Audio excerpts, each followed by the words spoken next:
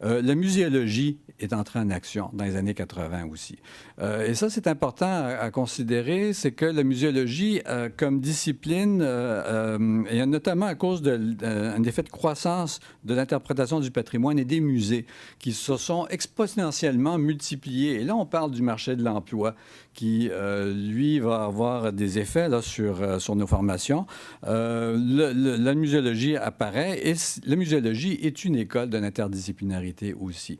Donc, là, maintenant, je vais parler du bac intégré, mais il faut bien voir que la muséologie, qui ne s'enseigne jusqu'à présent qu'au deuxième cycle, et c'est là qu'il y a peut-être une interrogation à se faire. La muséologie est une expérience de pluridisciplinarité. Deuxième point sur lequel je voulais parler, c'est la création du BICHEP. Le BICHEP est créé en 2003. Je n'ai absolument joué aucun rôle dans la création. C'est Mme Cardin qui était la maman et le papa de la chose. C'est donc une forme de parthénogenèse, si vous voulez. Donc, le BICHEP est apparu en 2003, mais j'ai fini par me greffer à ça, mais c'est là que mon expérience patrimoniale, je pense, a joué, et la capacité de pouvoir jongler avec diverses disciplines et d'être capable de comprendre les liens entre les disciplines.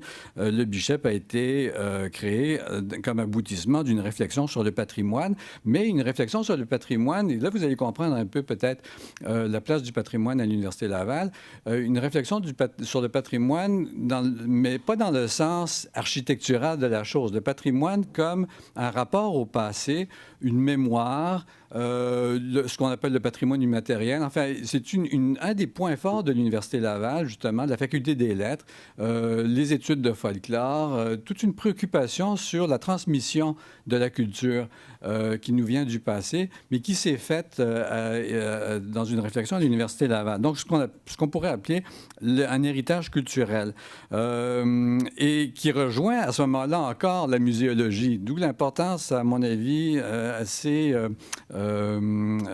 centrale de la muséologie, si on y réfléchit un peu, qui rejoint la muséologie parce qu'on a à l'Université Laval des ethnologues et des historiens de l'art qui sont les disciplines qui est propre à la muséologie ou plus propre à la muséologie. Et puis, c'est également l'aboutissement, le BICHEP, d'une réalité organisationnelle. Comme quoi, ce n'est pas toujours les concepts qui mènent le monde. Des fois, c'est aussi les structures.